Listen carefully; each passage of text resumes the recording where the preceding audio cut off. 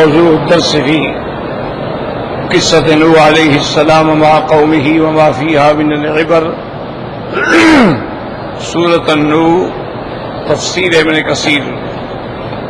الحمد للہ رب العالمین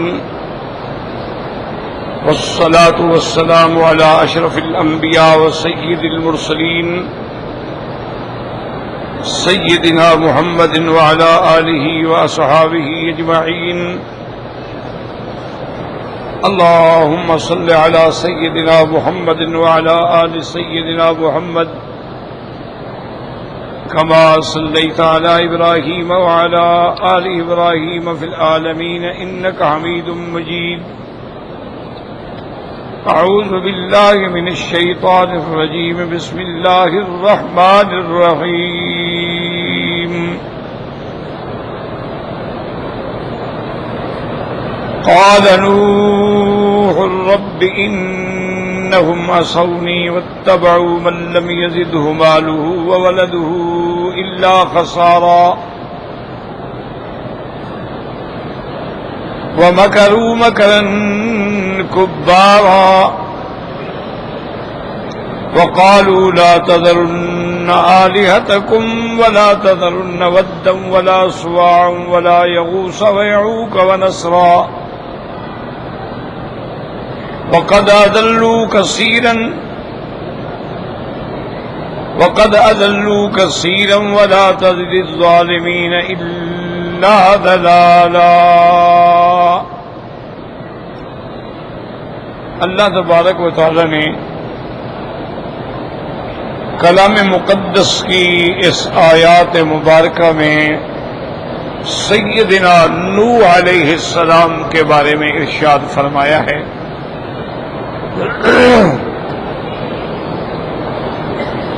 جیسا میں نے کل عرض کیا تھا کہ حضرت آدم علیہ السلام اور نوح علیہ السلام کے درمیان میں 10 قرن ہیں، یعنی 1000 سال۔ قرن جو ہے وہ 100 سال کا، اس میں اور انبیاء بھی آئے۔ اس کے آخر میں سیدنا ادریس علیہ السلام آئے،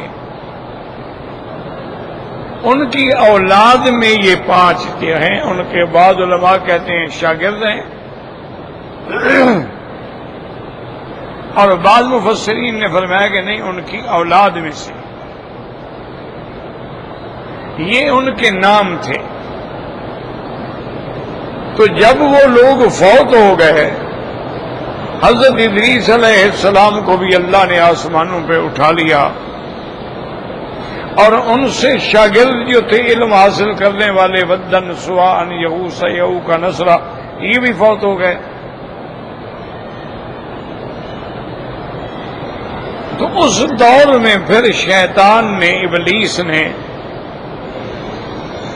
انسانی شکل میں آ کے ان کے ساتھ بیٹھ کے ان کے دماغوں میں یہ بات ڈالی، کیونکہ ابلیس جو ہے نا، یاد رکھو، اس کو اللہ نے قوات استدراجیہ دی ہیں، یعنی یہ شکل تبدیل کر سکتا ہے۔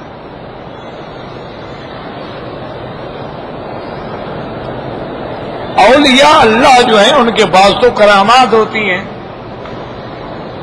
انبیاء علیہم السلام جو ہیں ان کے پاس معجزات ہوتے ہیں، لیکن ابلیس ہے یا دجال ہے، ان کے پاس قوات استدراجیہ ہوتی ہیں۔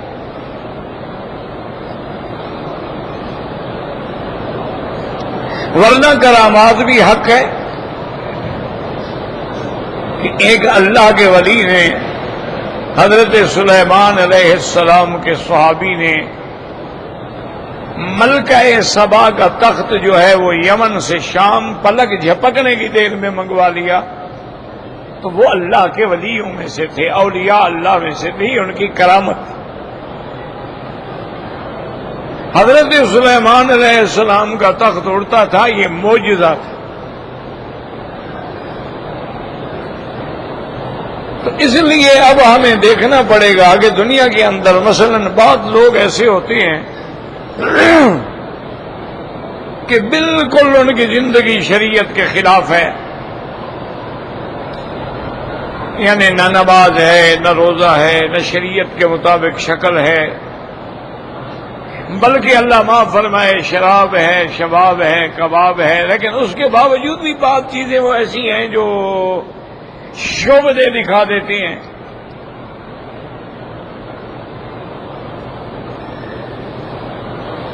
تو آدمی جو ہے وہ بڑا حیران ہو جاتا ہے۔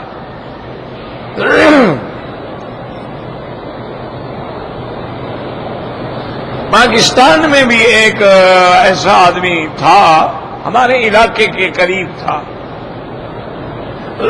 اس کا ایک مرید تھا، محکمہ انہار میں اوورسیئر تھا، پڑھا لکھا آدمی۔ میں نے اس سے پوچھا، میں نے کہا بھئی اور تمہارے پیر صاحب کا کیا حال ہے؟ نے کہا جی پیر صاحب ماشاءاللہ ہمارے جو ہیں نا وہ اتنے کامل ہیں کہ بس آدمی کی آنکھ پہ ہاتھ رکھیں تو اس کے سامنے نور روشن ہو جاتا ہے، اور قلب پہ ہاتھ رکھیں تو فوراً حضور پاک کی زیارت ہو جاتی ہے۔ کمال ہے بھائی۔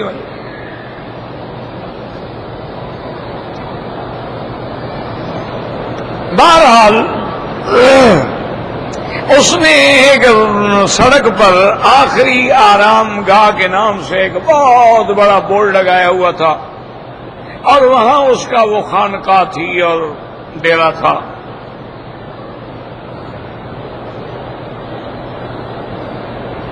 ایک دفعہ وہ اوورسیئر صاحب کی دعوت پہ آئے تو اس نے مجھے بھی بلا لیا دعوت پہ، ہمارے علاقے کا اوورسیئر تھا۔ انہوں نے کہا جی ہمارے مرشد صاحب آئے ہیں تو آپ بھی تشریف لیں۔ میں نے کہا یار ٹھیک ہے، مجھے بھی شوق ہے تمہارے پیر صاحب کو دیکھنے کا۔ میں آیا تو جناب وہ داڑھی منڈا اور اتنی بڑی بڑی مونچھیں اور نشے سے آنکھیں سرخ۔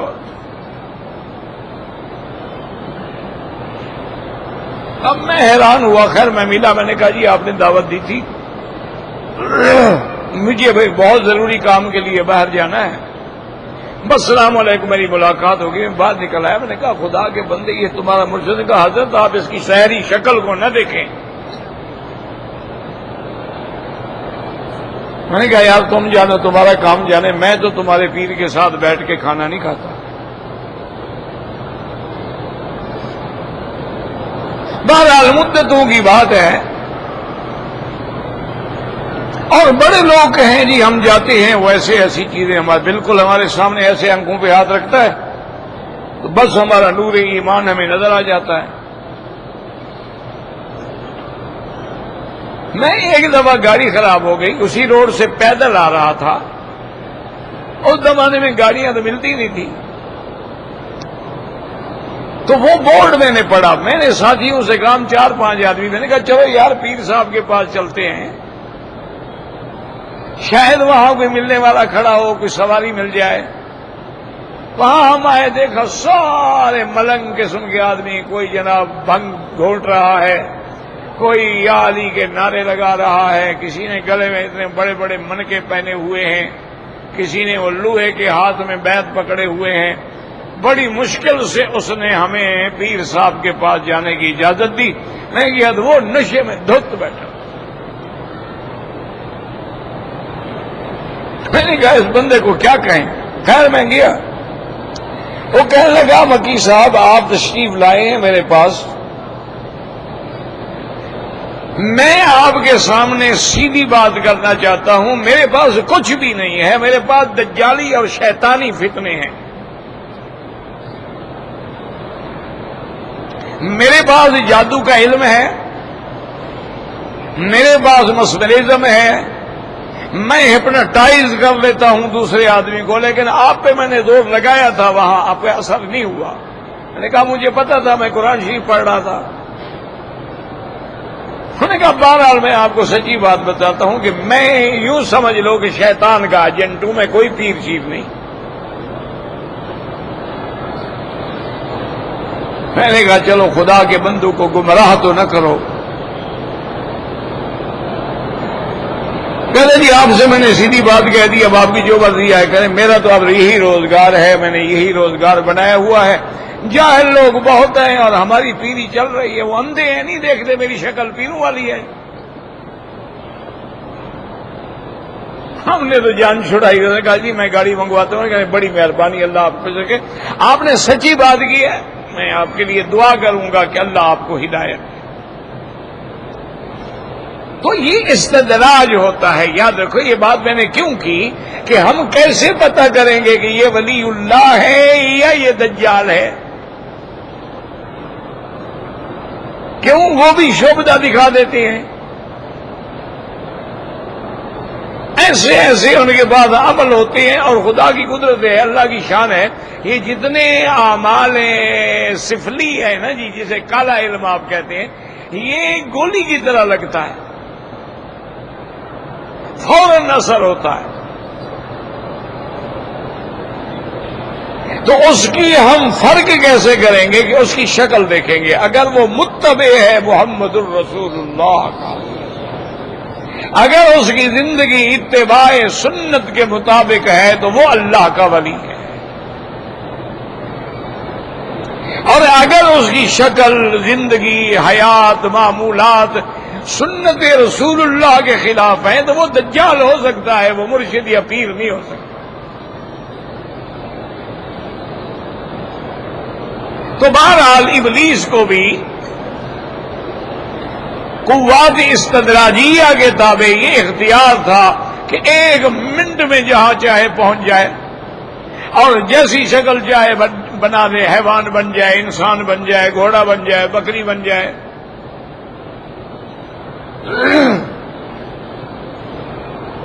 تو ابلیس لعین نے کیا کہ بزرگ کی شکل بنا لی، اور اس علاقے میں آ کے ان لوگوں سے کہا کہ بھائی بڑا افسوس ہے کہ سارے اللہ والے فوت ہو گئے، سارے چلے گئے، حضرت ادریس علیہ السلام بھی چلے گئے، ان کے شاگرد بھی چلے گئے، اب تو قحط الرجال ہو گیا ہے، اب ہم کیا کریں؟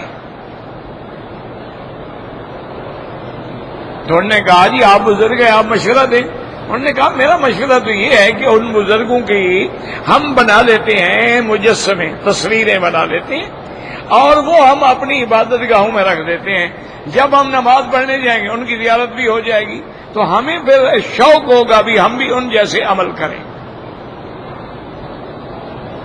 یہ اس زمانے سے شرک چلا آ رہا ہے، آج کا نہیں ہے۔ آپ نے دیکھا ہے نا، آپ کے گھروں کے اندر بھی اپنے پیروں کی بڑی بڑی تصویریں لگا دیتے ہیں، ان پہ جا کے پھول چڑھاتے ہیں، ان کو ہار پہناتے ہیں۔ اچھا، گاڑیوں میں بھی اپنے بزرگوں کی اور پیروں کی بڑی بڑی تصویریں فریم کر کے لگا لیتے ہیں، اور عقیدہ یہ ہوتا ہے کہ میرے مرشد کی تصویر لگی ہوئی ہے، گاڑی کا ایکسیڈنٹ نہیں ہوگا، یعنی مرشد خود مر گیا ہے، تصویر جو ہے وہ ایکسیڈنٹ سے روک رہی ہے۔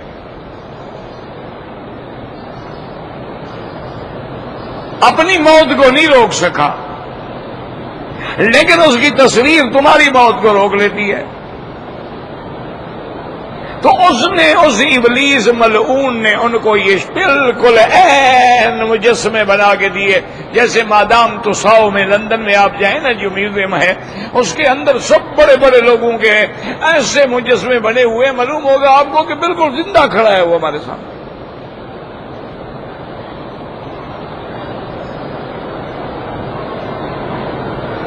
تو اب ان لوگوں نے کہا کہ ٹھیک ہے، اچھی بات ہے، لیکن یوں جو نسل بدلتی گئی وہ دماغوں میں ڈالتا گیا کہ بھائی تمہارے آباء و اجداد ان کی پوجا کرتے ہیں، ان پہ ہار چلاتے ہیں، پھول چلاتے ہیں، عطر لگاتے ہیں، نظر نیاز دیتے ہیں، اپنی درخواستیں ان کو دیتے ہیں، یہ ڈاک ہیں، یہ واسطہ ہیں، یہ درخواستیں آگے اللہ کو بھیج دیتے ہیں۔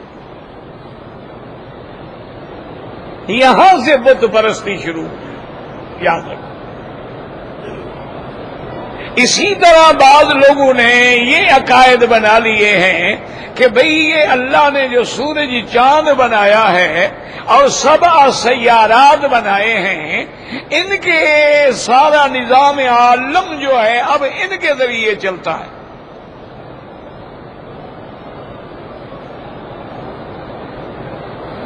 ان کا یہ عقیدہ اسی لیے ہے وہ بڑی بحث کرتے ہیں کہ جی یہ آج کے فلاں تاریخ کو فلاں ٹائم جو ہے وہ سعد ہوگا اور فلاں ٹائم جو ہے وہ نحس ہوگا اور فلاں ٹائم میں جو ہے محبت کا تعویذ لکھا جائے اور فلاں اوقات میں جو ہے جدائی کے تعویذ لکھے جائیں، تو کیوں کہتے ہیں نظام عالم جو ہے یہ سارا ستاروں سے چل رہا ہے۔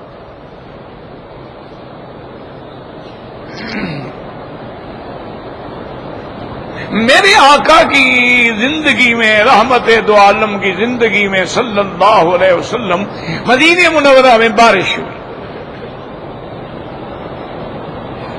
صبح کی نماز کے بعد میرے آقا جب بیٹھے تو آپ نے فرمایا صحابہ سے کہ آج کتنے لوگ ہیں جن کا ایمان بڑھ گیا اور کتنے لوگ ہیں جو کافر ہو گئے۔ صحابہ حیران ہو گئے، انہوں نے کہا حضور کیا مطلب ہے؟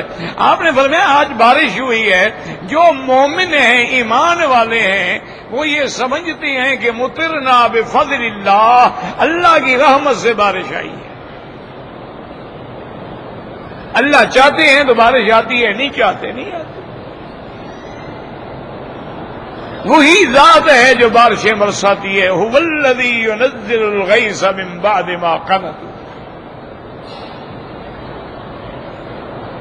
اور بعض لوگ ہیں وہ کافر ہو گئے، انہوں نے کہا حضور وہ کہتے، فرمایا وہ کہتے ہیں مطرنا بنوع کذا و کذا، اس لیے بارش ہوئی ہے کہ آج فلاں ستارہ فلاں برج میں آیا بارشیں ہو گئی۔ ان کا یہ عقیدہ ہے۔ تو جس نے برج اور ستاروں پہ ایمان رکھا وہ کافر ہو گیا، اور جس نے اللہ پہ ایمان رکھا اس کا ایمان بڑھ گیا۔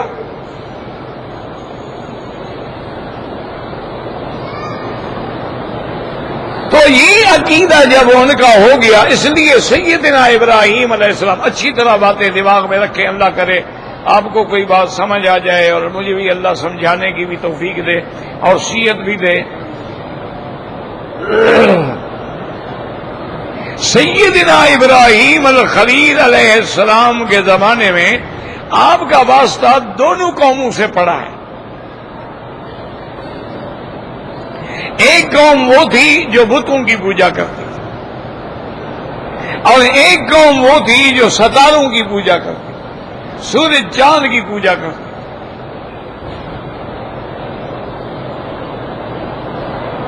اللہ کے اس پیغمبر نے بتوں کا تو علاج کر دیا نا جی، وہ جو خدا بنائے ہوئے تھے ان کو تو اسے توڑ پھوڑ دیا نا۔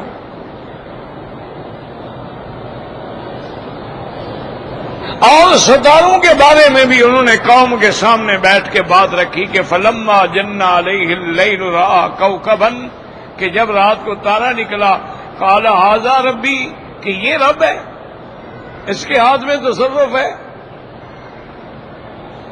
فلما افلا، جب ستارہ ڈوب گیا، فرمایا تمہارا خدا تو ڈوب گیا۔ لا احب الافلین، میں ڈوبنے والوں کو کیسے خدا سمجھ لوں؟ جو ڈوب جاتا ہو وہ خدا کیسے ہوا؟ جس کا نور ختم ہو جاتا ہو وہ خدا کیسے ہوا؟ جس کے نور پہ دن کی روشنی غالب آ جاتی ہو وہ خدا کیسے ہوا؟ اچھا پھر چاند نکلا، فلما رأى القمر بازغا قال ھذا ربی، یعنی استفہام ہے، اھذا ربی، کہ جب چاند دیکھا فرمایا اچھا یہ خدا ہے۔ اب چاند کا نور بھی ختم ہو گیا، قال لئن لم یہدنی ربی لاکونن من القوم الضالین، آپ نے فرمایا میری قوم اگر میرا رب مجھے ہدایت نہ کرتا تو میں بھی تمہاری طرح گمراہ ہوں۔ اب سورج نکل آیا، فلما رأى الشمس بازغة قال ھذا ربی، ھذا اکبر، یہ بڑا خدا ہے۔ فلما افلت، سورج بھی ڈوب گیا، قال یا قوم انی بریء مما تشرکون۔ تو آپ کے زمانے میں یہ دونوں قومیں تھیں، بتوں والے بھی تھے اور سورج چاند کے پجاری بھی تھے۔ آپ نے الحمدللہ دونوں سے مقابلہ کیا اور اللہ نے آپ کو عزت دی، سرخرو کیا، اور دونوں فریق باطل جو تھے وہ شکست کھا گئے، لاجواب ہو گئے، کسی کے پاس جواب ہی نہیں تھا، توڑ ہی نہیں تھا کہ توڑ کرتا۔ حق کا کون مقابلہ کر سکتا ہے؟ اچھا، اب کچھ لوگوں نے کیا کیا، انہوں نے سورج چاند کے اور سیارات سبع جو ہیں اور ان کے جو بروج ہیں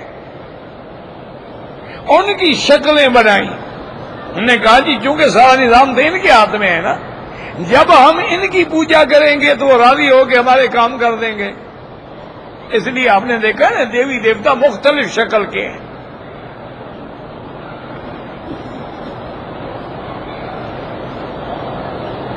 اسی طریقے سے بعض لوگوں نے یہ کیا کہ جو چیزیں مثلاً سانپ ہے، ایک مثال ہے سانپ ہے، اب سانپ کے ڈسنے سے بندہ مر جاتا ہے تو شیطان نے ان کے دماغ میں ڈال دیا اللہ کے بندے یہ بھی خدا ہے، اس کی طاقت ہے نا مارنے کی، موت دینا خدا کا کام ہوتا ہے، یہ بھی مار دیتا ہے۔ اب ذرا وہ سانپ کے آگے بھی کھڑے ہو جاتے ہیں، عبادت کرتے ہیں، سانپ کی باقاعدہ پوجا کرتے ہیں، باقاعدہ اس کو دودھ پلاتے ہیں اور بڑا اس کا احترام کرتے ہیں۔ اچھا، ملعون کیسا لعین ہے، اس نے ان کے دماغ میں ڈالا کہ یہ جو مرد اور عورت کو اللہ نے شرمگاہ دی ہے، مرد کے بھی آلات ہیں عورت کا بھی ہے، اس سے بھی تو بچہ پیدا ہوتا ہے، پیدا کرنے کی طاقت ہے نا اس میں، انہوں نے وہ بھی لگا دی، اس کی بھی پوجا شروع ہو گئی۔ باقاعدہ ہندوؤں میں مندروں کے اندر لنگم کے نام سے عورتوں کی بھی اور مردوں کی شرمگاہوں کے بڑے بڑے مجسمے بنے ہوتے ہیں، ان کے آگے بھی کھڑے ہوتے ہیں، جی مہربانی کریں اولاد ہو جائے۔ اچھا، یہ باتیں تمہیں شاید لگیں کہ مولوی بتائیں خود بناتے ہیں، آپ کے پنجاب میں بھی ایک ماشاءاللہ پیر گزرے ہیں، ان کی مزار پر مرد کے آلہ تناسل جو ہے لکڑی کے اندر بنے ہوئے بکتے ہیں اور عورتیں لے آتی ہیں جن کو اولاد نہ ہوتی ہے۔ ہماری باتوں میں اعتبار نہ ہو، وہاں جا کے دیکھ لو، ان کا عقیدہ ہے کہ جی یہ جو ہے نا بس جس کو اولاد نہیں ہوگی وہ استعمال کرے گی، اولاد ہو جائے گی۔ یہ مسلمانوں میں بھی ہے،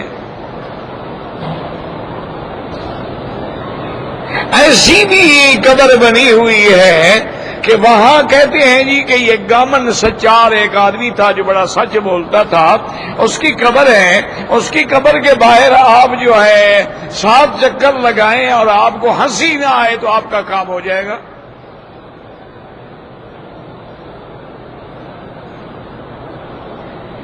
اور یہی عقائد جو ہے انگریزوں میں بھی ہیں، ان کے ہاں بھی ایک جگہ ہے، وہاں سارے کبوتر وبوتر اکٹھے ہوتے ہیں، اور اس سکیر میں ان کا بھی عقیدہ ہے کہ جو آدمی یہاں رات کے آخری حصے میں آ کے کھڑا ہو کے دعا مانگتا ہے تو اس کا کام ہو جاتا ہے۔ Raffle square. اسی طرح ان کا بھی عقیدہ ہے، ہوائی میں ایک درخت ہے کہ اس درخت کے نیچے رات کو کھڑے ہو کے جو بھی آپ دعا مانگیں گے وہ پوری ہو جاتی ہے، وہ بھی درخت کی عبادت کرتے ہیں۔ آج بھی ہندو جو ہے وہ پیپل کا جو درخت ہے اس کی باقاعدہ پوجا کرتا ہے۔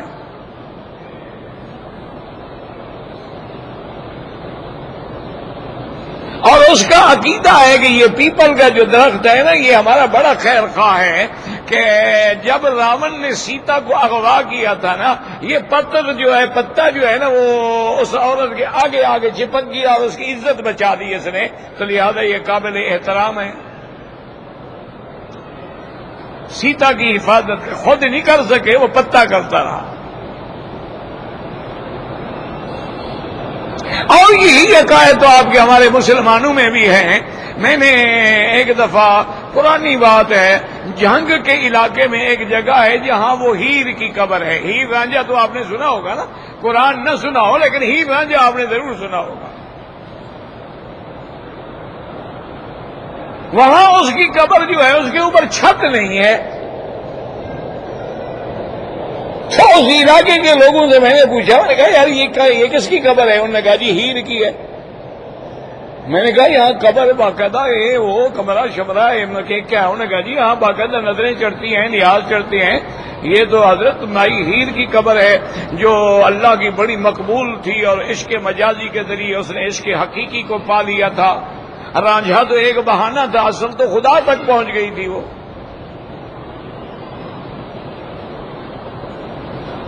میں نے کہا کہ بھائی یہ چھت کیوں نہیں ہے؟ انہوں نے کہا جی ہمارے پہلے بزرگوں سے ایسے چلی آ رہی ہے، اور بی بی کی کرامت ہے کہ جتنی زور کی بارش ہو بی بی کی قبر پہ بارش ہی نہیں جاتی. میں نے کہا مانا یہ ہے کہ اللہ کی رحمت نہیں برستی اس پہ. نہیں بارش، میں نے کہا رحمت ہے کہ نہیں؟ انہوں نے کہا ہے. میں نے کہا جب رحمت نہ جاتی ہو مانا کیا ہوا؟ وہ کہتے ہیں جی آپ تو وہابی لوگ تھے. میں نے کہا چلو ہم تو وہابی لوگ ہیں نا، ہیر سیال جن سیالوں کی ہے ان سے جا کے پوچھو جن کی لڑکی اغوا ہوئی تھی.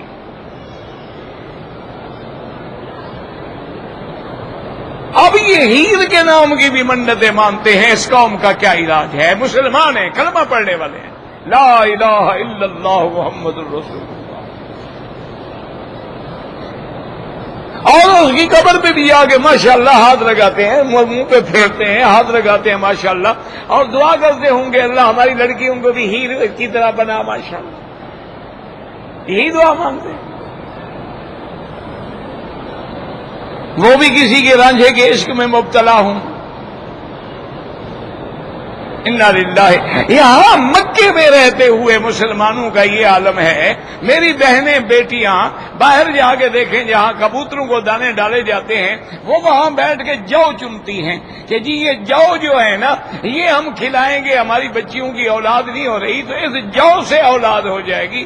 میں نے ایک بی بی سے کہا، میں نے کہا بی بی مہربانی کرو، خاوند سے اولاد نہیں ہوئی کبوتر سے ہو جائے گی.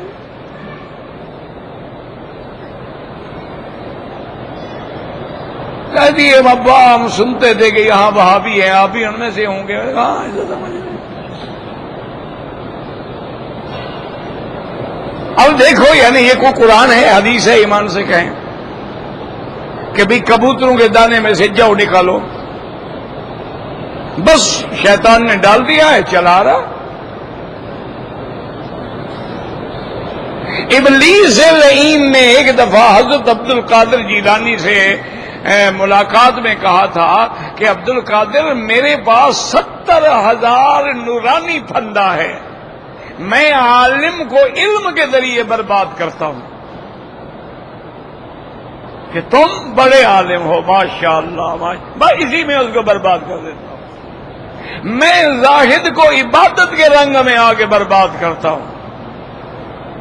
میں مجاہد کو جہاد کے رنگ میں آگے برباد کرتا ہوں. ظاہراً وہ نورانی یعنی جا رہے لیکن اس میں پھنس جاتے ہیں.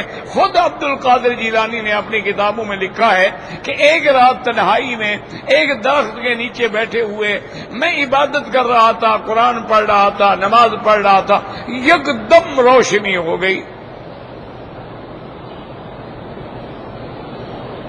جیسے موسیٰ علیہ السلام نے روشنی دیکھی تھی نا، ابلیس نے بھی دھوکہ دیا نا، فوراً روشنی ہو گئی. اور اس روشنی میں جیسے ان کو آواز آئی تھی انی انا ربک فاخلع علیک، تو اس نے بھی کہا کہ عبد القادر میں تیرا خدا بول رہا ہوں، آج کے بعد تمہیں تمام عبادات اور تمام تکلیفات شرعیہ، نمازیں، روزے سب معاف ہیں، تمہارے ساری خطائیں جو ہیں وہ معاف ہیں، تم نے میری اتنی عبادت کی ہے، آج کے بعد تمہیں عبادت کرنے کی ضرورت ہی نہیں ہے. تو حضرت عبد القادر جیلانی نے فوراً پڑھا اعوذ باللہ من الشیطان الرجیم لا حول ولا قوة الا باللہ العلی العظیم اب شیطان نے دوسرا حملہ کیا، اس نے کہا عبد القادر چونکہ تم صرف پیر نہیں عالم بھی ہو، تمہیں چونکہ علم تھا، تمہارے علم نے تمہیں بچا لیا ہے۔ عبد القادر نے پڑھا اعوذ باللہ من الشیطان الرجیم لا حول ولا قوت الا باللہ العلی العظیم۔ اب ابلیس ظاہر ہو گیا، اس نے کہا یہ کیوں کر رہے ہو؟ آپ نے فرمایا بدبخت، تو پھر میری گردن توڑنا چاہتا تھا کہ مجھے علم نے بچا لیا ہے، مجھے علم نے نہیں میرے اللہ نے بچا لیا ہے۔ کتنے بڑے علم والے ہیں جو گمراہ ہو گئے، کتنے لوگ ہیں جو معتزلہ بن گئے، کرامیہ بنے، جہمیہ بنے، قدریہ بنے، مشبہہ بنے، روافض بنے، خوارج بنے، شیعہ بنے، ان میں کوئی تھوڑے علم والے ہیں؟ بڑے بڑے علم والے ہیں، ان کے اندر مجتہد ہیں، ان کے اندر بھی آیات اللہ ہیں، ان کے اندر بھی بڑے بڑے علماء ان کے گزرے ہیں، جنہوں نے کافی لکھی ہے، کلینی لکھی ہے، ملا باقر مجلسی گزرا ہے، ان کے بڑے بڑے لوگ گزرے ہیں، لیکن علم نہیں بچ جاتا جب تک اللہ ہدایت نہ دے۔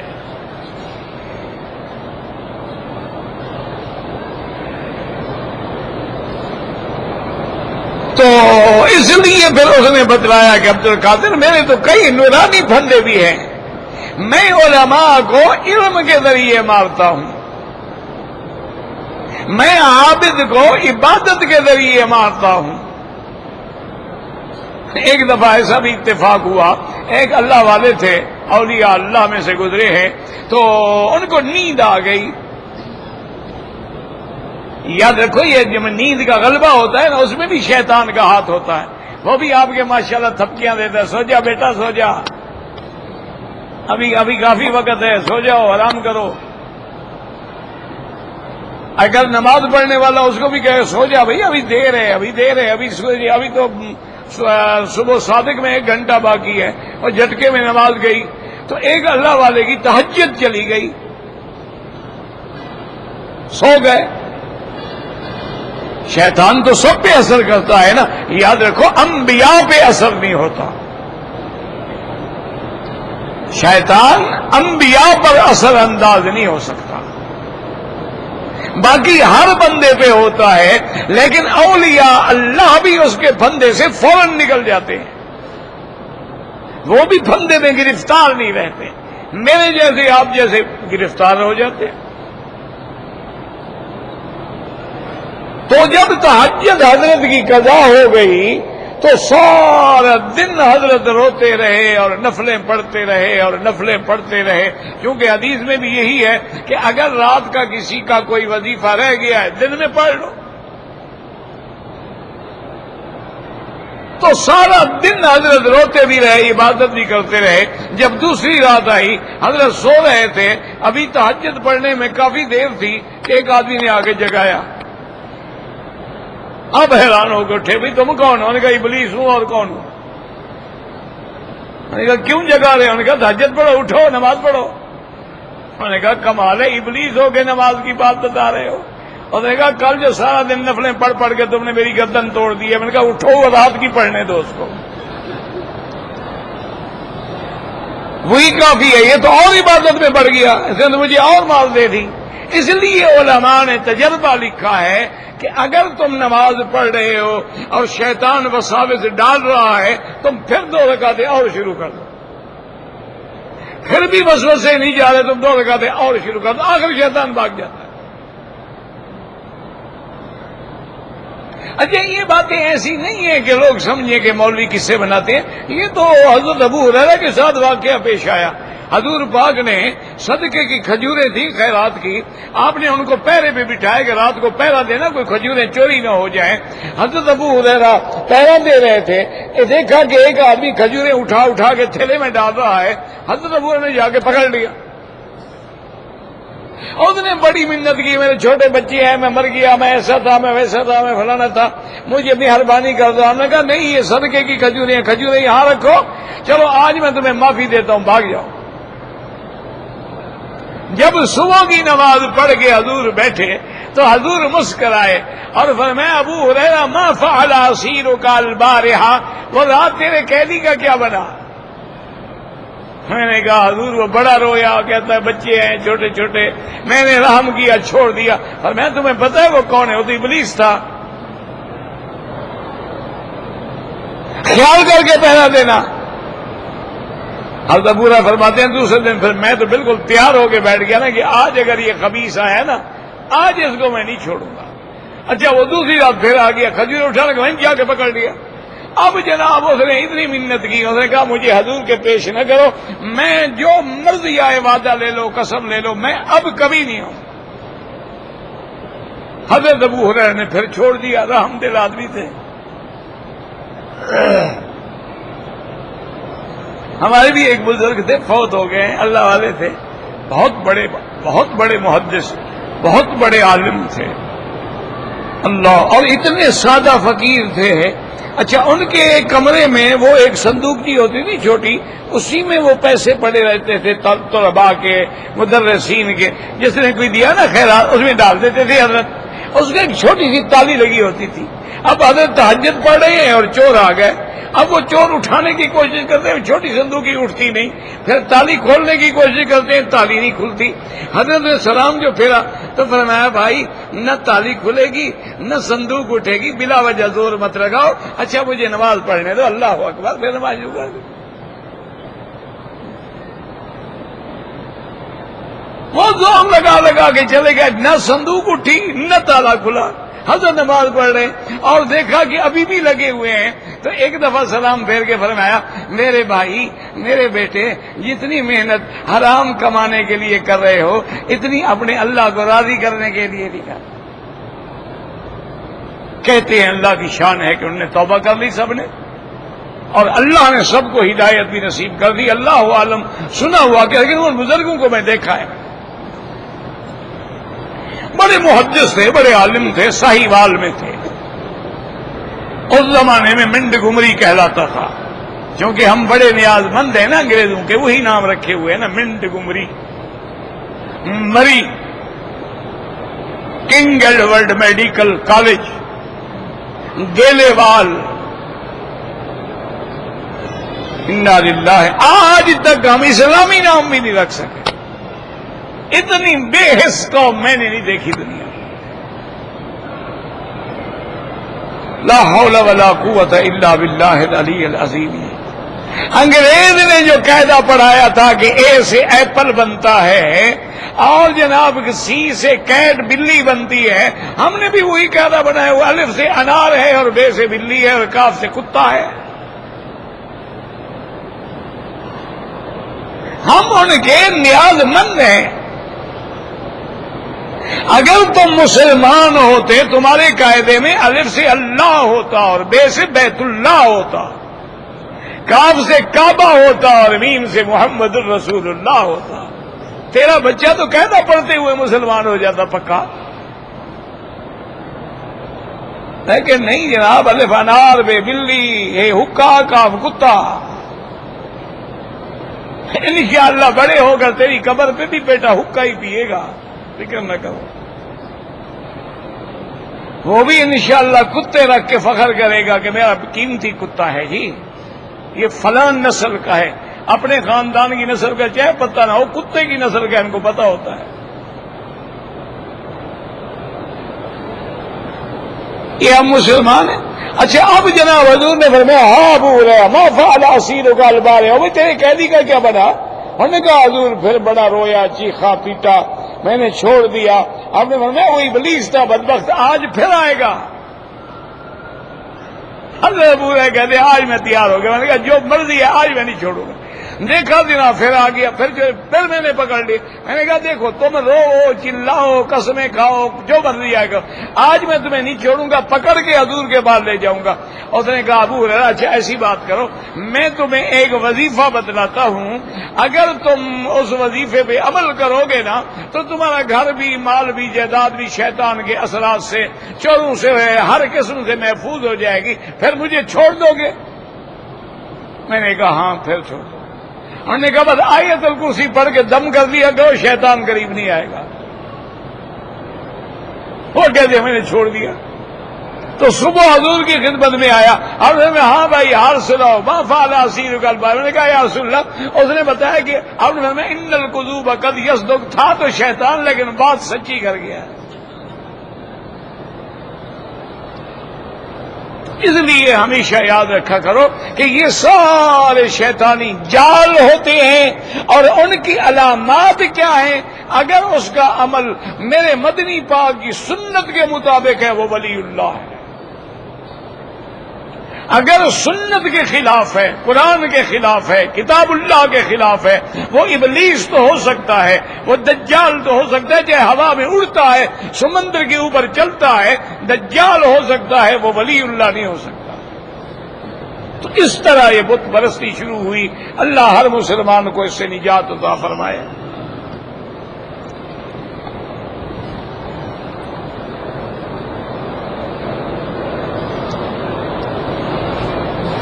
کہتے جی کہ میری بیوی رمضان المبارک میں اس کو 8واں مہینہ ہوگا حمل کا، کیا وہ روزہ رکھ سکتی ہے؟ میرا بھائی یہ ہر عورت کے حال پہ ہے، اگر روزہ رکھنے میں اس کو کوئی تکلیف نہیں ہوتی، بچے کو بھی نہیں ہوگی، بالکل روزہ رکھے، اور اگر تکلیف کا اندیشہ ہے نہ رکھے، بعد میں قضا کرے۔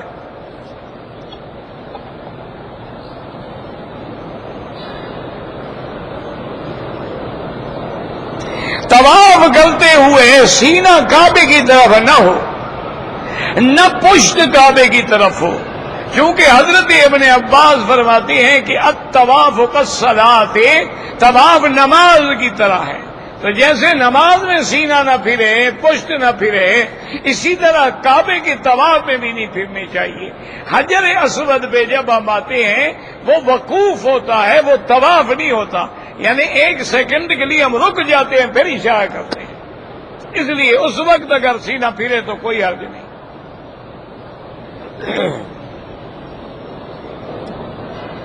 بھئی آپ کے سپیکر پر بھی کوئی جن آتا ہے یا کوئی؟ آپ آیت الکرسی پڑھ کے دم کیا کریں، نہیں آئے گا۔ اس کو بھی روز دورہ پڑتا ہے، ادھر منہ کرو بولتا ہے، ادھر کرو بند ہو جاتا ہے، اس کیا کرے آپ؟ کہتے جی کہ جماعت اسلامی کی کتابیں ہیں جیسے تفہیم القرآن ہے۔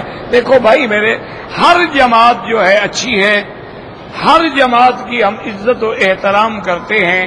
تفہیم القرآن کے اندر بہت ساری علمی غلطیاں ہیں، لیکن لکھنے والا فوت ہو گیا، اللہ اس کی قبر پہ رحمت کرے، لیکن اس میں واقعی بہت بڑی غلطیاں۔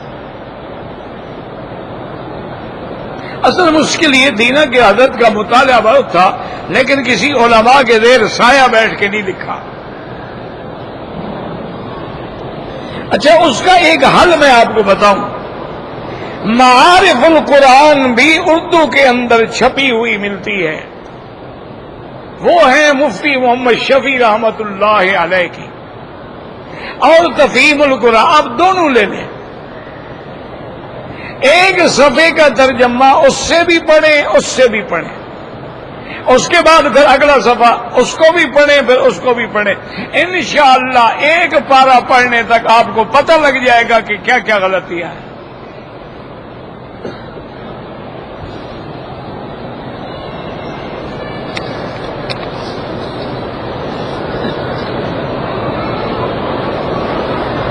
کہتے ہیں جی کہ میرے بیٹے ہیں نماز نہیں پڑھتے، ایک تو ان کے لیے دعا کرو، دوسرا یہ ہے کہ ان کو اللہ والوں کی صحبت میں لگاؤ، جب صحبت کا ہوگا تو رنگ چڑھے گا نا، اگر صحبت اچھی نہیں ہوگی تو باتیں تو کچھ نہیں کرتی۔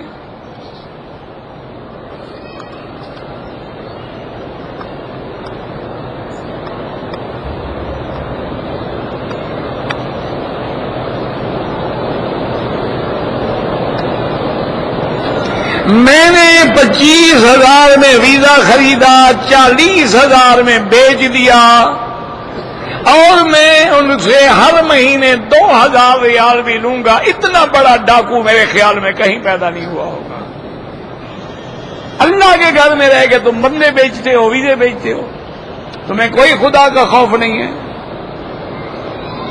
اس سے بڑا کیوں اقامہ اس کے ہاتھ میں ہے، تجدید نہیں ہوگا، اگلا بیچارہ وہ 2000 تو وہ کما ہی نہیں سکتا، کہاں سے تمہیں دے گا؟ اگر 200 ریال بھی لو بیچارے سے، کس وجہ سے؟ یہ بالکل شرعاً حرام ہے، خالص۔ ویزا لو، کام کرو، اگر کام نہیں کرنا ہے خرید فروخت نہ کرو۔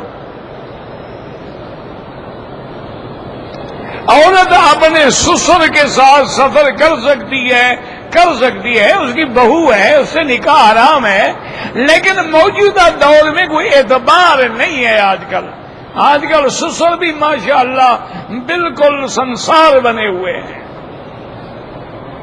بہتر یہی ہے احتیاط کرے، ورنہ جائز ہے۔ نماز یا نماز جنازہ اکیلے ہو سکتی ہے، اگر اکیلے ہو تو کیوں نہیں ہو سکتی؟ اکیلے فرض نماز نہیں پڑھتے ہو، کوئی جو نہ ہو کیا کرو گے؟ تو اگر کوئی نہ ہو جنازہ پڑھنے والا پھر بھی پڑھ سکتے ہو۔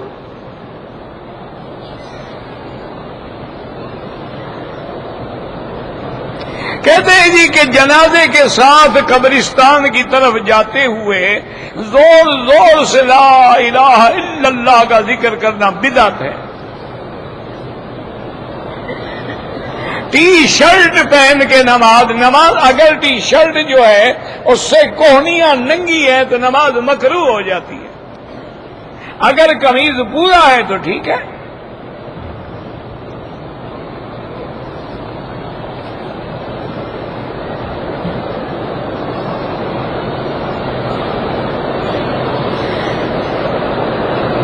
ناکر صاحب کر رہے ہیں، اچھی بات ہے، اللہ خوش رکھے، اچھا کام، جو بھی اچھا کام کریں ہمیں تو خوشی ہوتی ہے۔ میں نے عرض کیا تھا حضرت کہ علماء کو آگے آنا چاہیے۔ ڈاکٹر ذاکر نائک جو ہے میں اچھی طرح جانتا ہوں، وہ عالم نہیں ہے بیچارہ۔ میرا کہنے کا مقصد یہ ہے کہ علماء آگے آئیں۔ کیوں؟ اگر خدا نخواستہ باطل فرقے کا کوئی عالم اس کو ٹکر گیا، وہ جواب ہی نہیں دے سکے گا، وہ عبارت نہیں پڑھ سکے گا، وہ تو بخاری شریف کا ایک صفحہ بھی صحیح نہیں پڑھ سکتا۔ میرا دوست ہے، میں جانتا ہوں، جو اس کا کام ہے اس میں ماشاءاللہ وہ ماہر ہے، اور ہمیشہ میں نے اس کو یہی کہا تم اسی کام پہ زور دو، اب تم مفتی نہ بنو، مسئلے مسائل بتانے شروع نہ کرو، ورنہ تمہارا حال بھی خراب ہو جائے گا۔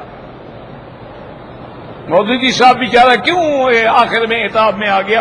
سارے علماء چھوڑ گئے کہ وہ رسائل مسائل اور فتوے اور دجال پر باتیں اور حضرت عیسیٰ کی رفع پر انکار اور یاجوج ماجوج کے مسائل پہ الجھ گیا، علماء چھوڑ گئے۔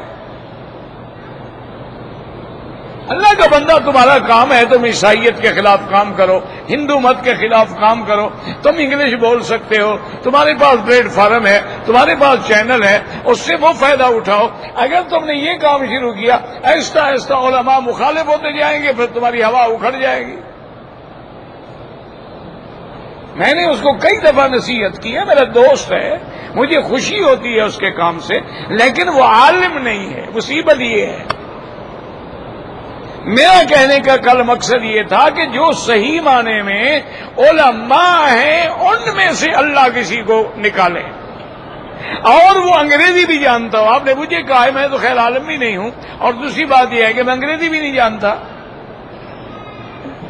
میں کیسے کام کر سکتا ہوں؟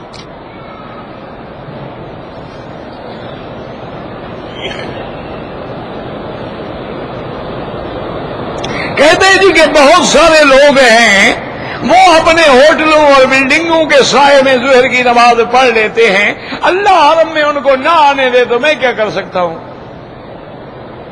وہ مکے میں آ کر بھی محروم ہے تو ہمارے بس میں کیا ہے پھر کہ مکے میں رہتے ہوئے کعبے کی جماعت سے محروم ہیں۔ انا للہ و انا الیہ راجعون۔ کہتے ہیں کہ مسجد نبوی میں بھی اور یہاں بھی لوگ دروازوں میں صفے بنا لیتے ہیں، راستہ نہیں چھوڑتے۔ اللہ ہدایت دے بھئی، اور ہم کیا کر سکتے ہیں؟ آگے حرم خالی پڑا رہے گا، وہ راستے میں کھڑے ہو جائیں گے۔ اللہ اکبر۔ مجھے عمرے کے طواف میں دایاں بازو نکالنا یاد نہیں رہا، کوئی حرج نہیں. دیکھو نا، اجتباع جو ہے وہ سنت ہے، اگر نہیں ہوگا تو سبا. دیکھو اب جن کا دورہ ہو گیا نہیں ہو گیا. اچھا حضرت صاحب آج سے کوئی برکت اسے وظیفہ پڑھ رہے ہیں. انا للہ و انا الیہ راجعون. اللہ ہدایت دے، پتہ نہیں کیا ہے، ہم تو کچھ دعا ہی کر سکتے ہیں کہ اللہ ہدایت دے، بس اللہ اصلاح کر دے. اور ہمارے بس میں اللہ کے آگے شکوے کے سوا کیا ہے؟ انما اشکو بسی وحزنی الی اللہ. لوگ بیچارے کیوں کھڑے ہیں؟ آواز نہیں جاتی ہم کو. وہ خوشی سے نہیں کھڑے، اس لیے اونچے کھڑے ہیں کہ چلو کچھ نہ کچھ تو سمجھ آ جائے گا نا. اگر وہ وہاں بیٹھ جائے ان کو ایک لفظ بھی سمجھ نہیں آئے گا. ماں سوا اس کے بعد اللہ سے دعا کریں کہ اللہ پاک سارے مسائل حل کریں.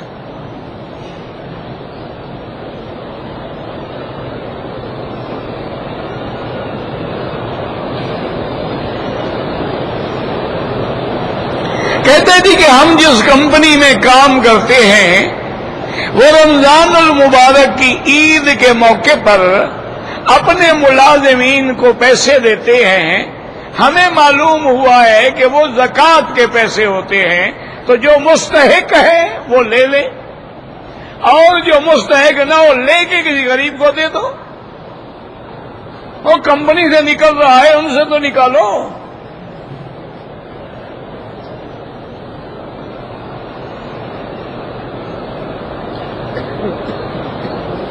اگر ہماری تنخواہیں 1500 ریال ہیں اور کوئی ذریعہ نہیں، آپ لے سکتے ہیں. 1500 ریال میں آدمی کی روٹی نہیں آج پوری ہوتی. 1500 ریال میں آج کے دور میں کیا ہوتا ہے بھائی؟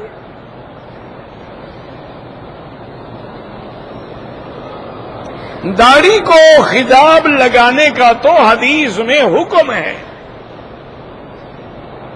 ترمذی شریف میں حدیث ہے، حضور پاک نے فرمایا کہ غیر الشیب ولو بشیء، اپنے سفیدی کو بدلا کرو کسی چیز سے.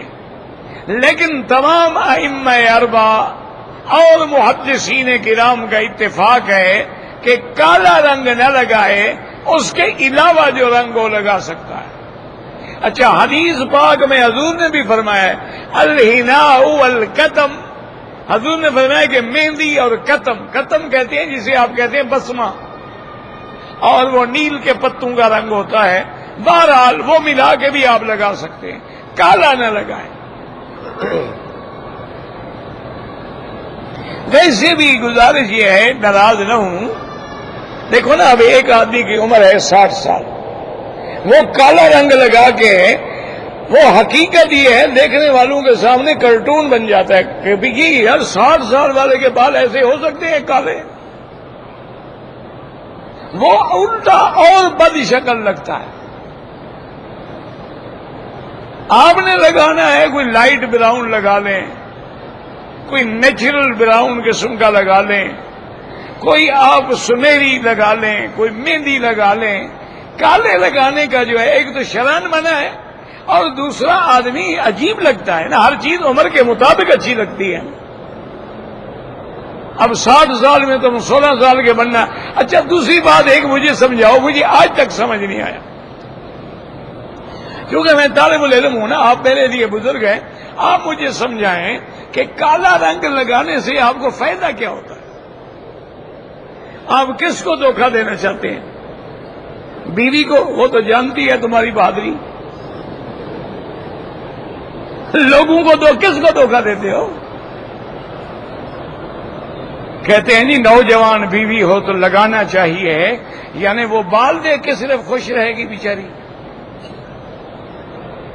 او بابا، تیری عمر 90 سال ہو، بیوی کو پیسے دو، بیوی خوش ہے. مال خرچ کرو، بال خرچ کرنے سے کچھ نہیں ہوتا.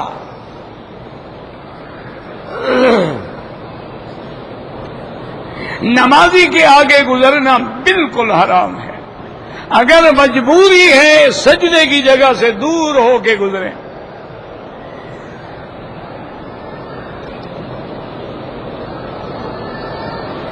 بھائی گزارش یہ ہے کہ نماز یا نماز کے علاوہ شلوار ہے، پاجامہ ہے، عربی قمیض ہے، چادر ہے، ہمیشہ ٹخنوں سے اوپر ہو۔ افضل تو یہ ہے کہ آدھی پنڈلی تک ہو، اگر وہاں تک آپ نہیں رکھ سکتے تو کم از کم ٹخنوں سے اوپر۔ یہ صرف نماز کے لیے حکم نہیں، ہر حال میں یہ حکم ہے، اور اس پہ حضور پاک نے رحمت دو عالم نے جہنم کی وعید سنائی ہے۔ اور دوسرا یہ عادت ہے متکبرین کی، یہ عادت ہے جباروں کی، یہ عادت متواضع لوگوں کی نہیں ہے۔ اس لیے خیال کیا کریں کہ ہر حال میں آپ کا کپڑا جو ہے کم از کم آخری حد یہ ہے کہ ٹخنے سے اوپر ہو۔ واللہ اعلم۔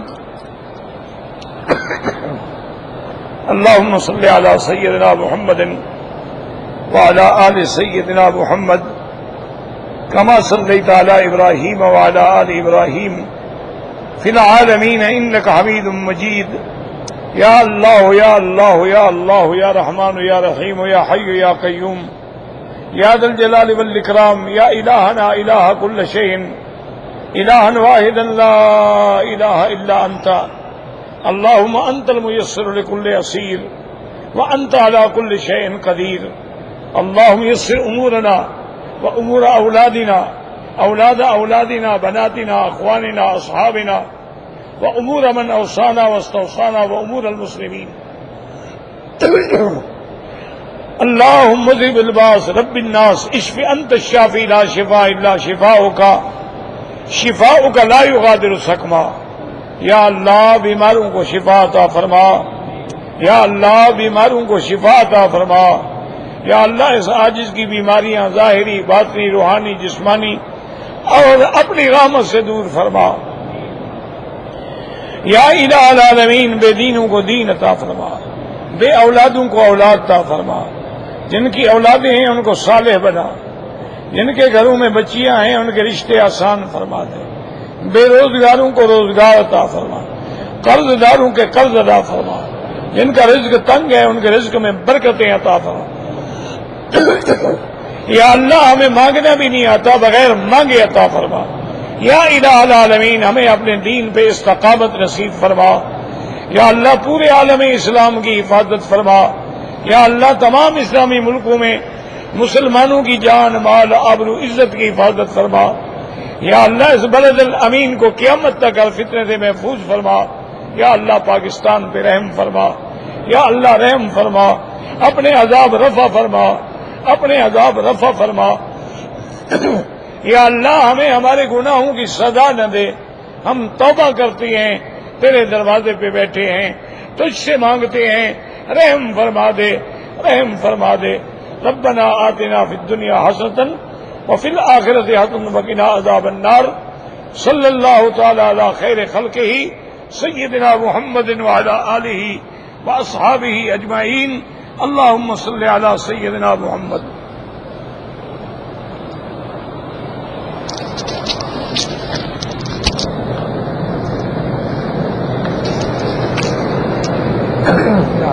السلام علیکم۔